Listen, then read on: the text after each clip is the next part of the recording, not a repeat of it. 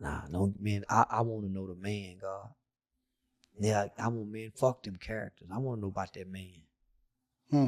Yeah, I don't want to idolize nothing. I want to respect the man and honor who the man was, but we don't idolize the character. We find out the character traits of the man, and we try to get those traits, and we uphold those traits, and we pass those traits down if they good. But if they bad traits of a man, we say, man, these traits here were bad from this nigga here. We gotta say, man, this nigga, he were bad traits, my nigga. Dead or alive. You left a legacy for us to speak about. And just because you died, that don't mean your legacy can't be spoken about if it's shameful. You lived that life, and that's what you left behind. But now, homie, there are going to be some men that's going to be better women than their mothers. And they're not going to know how to be men. They're going to know how to cook. They're going to know how to clean. But they're not going to be a man. It's going to be some, no, man. We can only reflect what we see. And from working with children, homie, man, I know young boys, 11, 12 years old, homie, they just figured out they have to stand up to pee. Ever since you've been taught to use the restroom, you was taught to sit down to pee. Your mother got you a pot, and she sat in the bathroom with her. You've been watching her pee. She teaches you and trains you to sit down to pee. That's how most boys are potty trained. Sitting down peeing. At one point do you learn a boy stand up and pee? You never see your father? That is true. I don't really know. When do you learn? That's why you see in elementary a lot of boys going there to sit down and pee. Some point somebody catches them, they get shamed. I never thought about that. When you actually think they don't buy you a stepping stool to stand up to pee. Your mama can't teach you how to stand up there to stand up to pee. She buy you a pot to sit down. Psychologically, ask yourself, what does that do to a boy psychologically? No, you're 100% right. I can't think about it, and I've never even thought about it. You're the first person that's ever brought that up, in which when you potty train, they sit you down to pee. Yeah. That's insane. That's insane. If you watch all the other movies, the white boy baby out there with his daddy in the woods peeing, standing up, they both little butts showing and peeing. They got pictures. They got pictures that they draw like that, homie.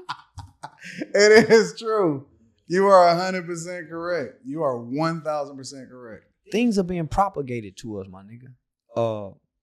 Culturally, and at this point, for at least I'm 45. My mother been working.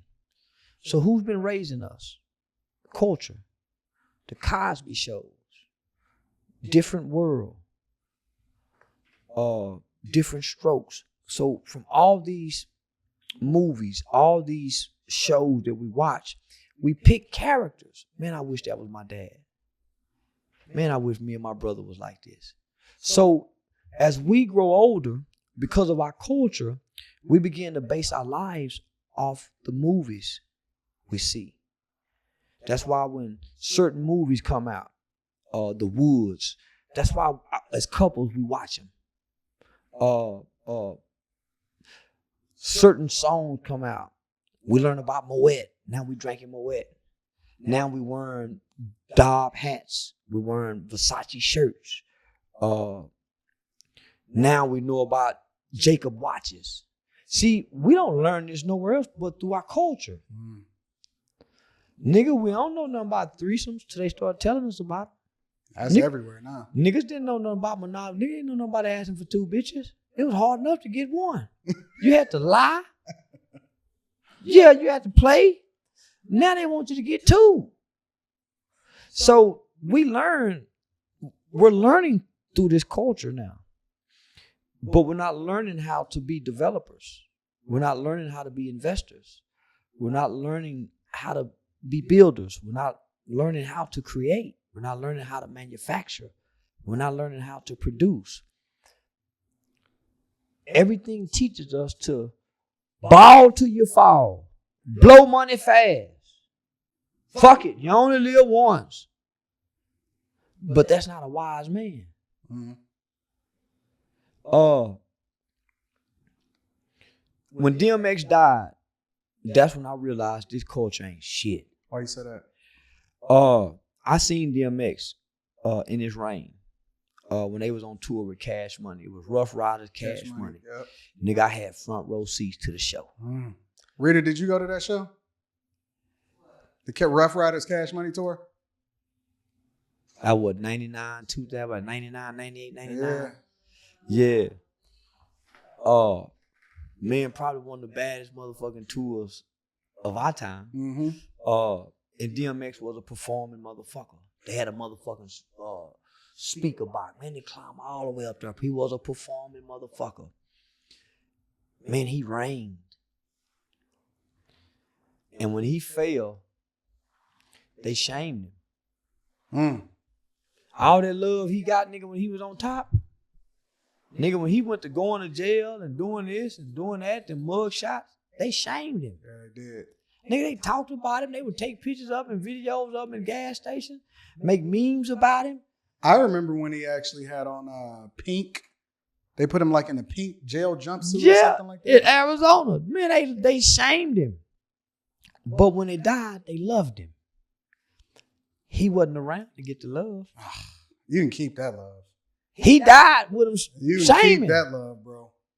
But when he died, all of a sudden, everybody playing his music. Imagine what that love could have done for this struggling addict. Well, it was the same way with Michael Jackson. Imagine what this love could do for a struggling addict.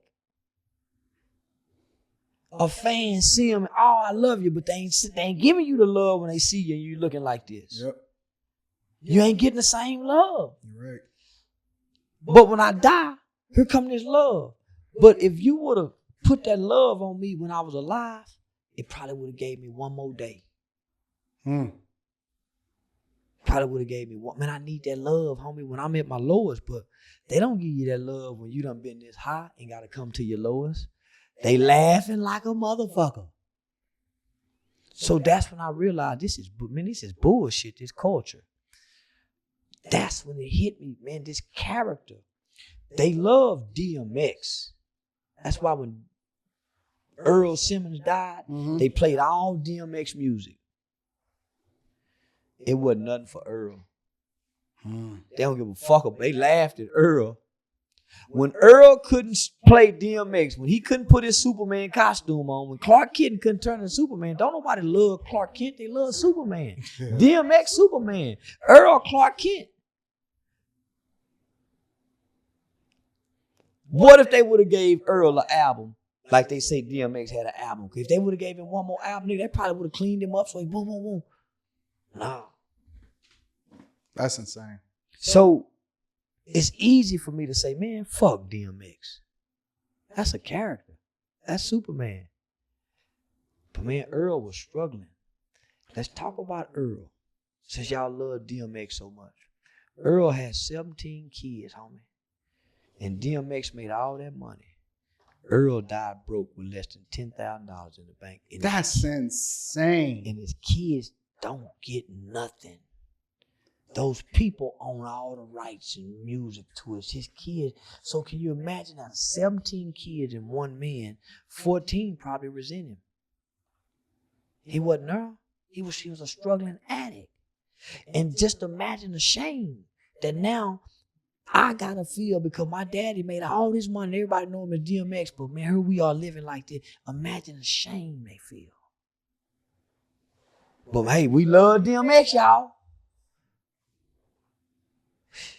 Nah, no, man, I want to know the man, God. Yeah, I want, man, fuck them characters. I want to know about that man. Yeah, I don't want to idolize nothing. I want to respect the man and honor who the man was, but we don't idolize the character. We find out the character traits of the man, and we try to get those traits, and we uphold those traits, and we pass those traits down if they good. But if they bad traits of a man, we say, man, these traits here were bad from this nigga here. We gotta say, man, this nigga, he were bad traits, my nigga. dead or alive. You left a legacy for us to speak about. And just because you died, that don't mean your legacy can't be spoken about if it's shameful. You lived that life, and that's what you left behind.